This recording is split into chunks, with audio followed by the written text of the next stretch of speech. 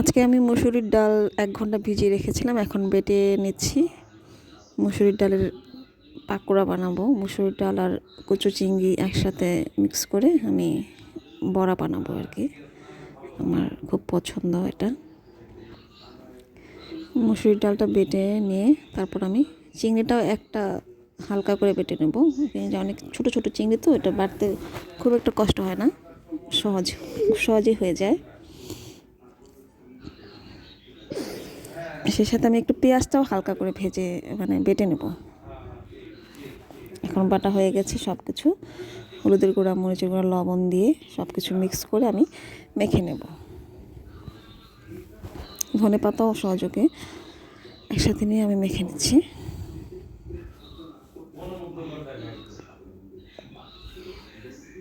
সুন্দর করে মেখে নিতে হবে যাতে সবগুলো একসাথে মিশে যায়।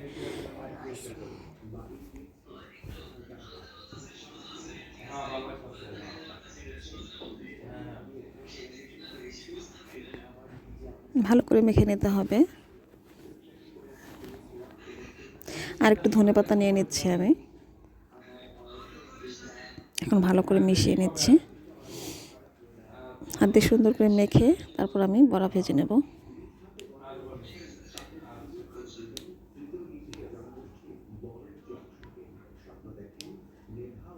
মাখা হয়ে গেছে আমার। এখন আমি ফ্রাই প্যানে ভেজে নেব। ফ্রাই প্যানে আমার আগের কী যেন ভেজেছিলাম, আমার ঠিক মনে নেই, দাগটা রয়ে গেছে। আমি আর ওটা যেহেতু হালকা তেল ছিল তো, তাই আমি আর ওটা মাঝামাঝি করিনি। আমি আবার এখানেই ভেজে নিচ্ছি। একটু তেল দিয়ে কড়াই গরম হয়ে গেছে। এখন আমি বড়াগুলো দিয়ে দেবো গোল গোল করে।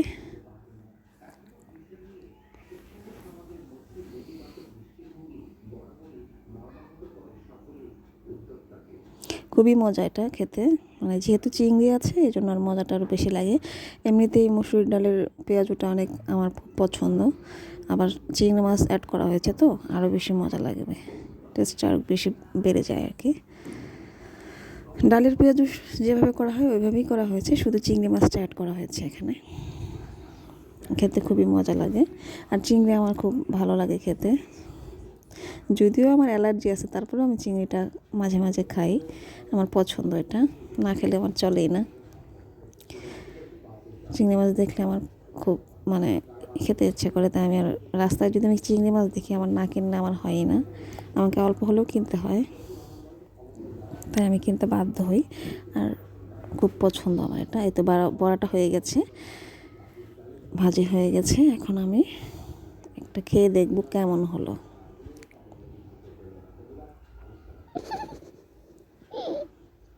এই তো একটা খেয়ে দেখলাম, হ্যাঁ অনেক ভালো হয়েছে। আপনারা বাসায় ট্রাই করবেন।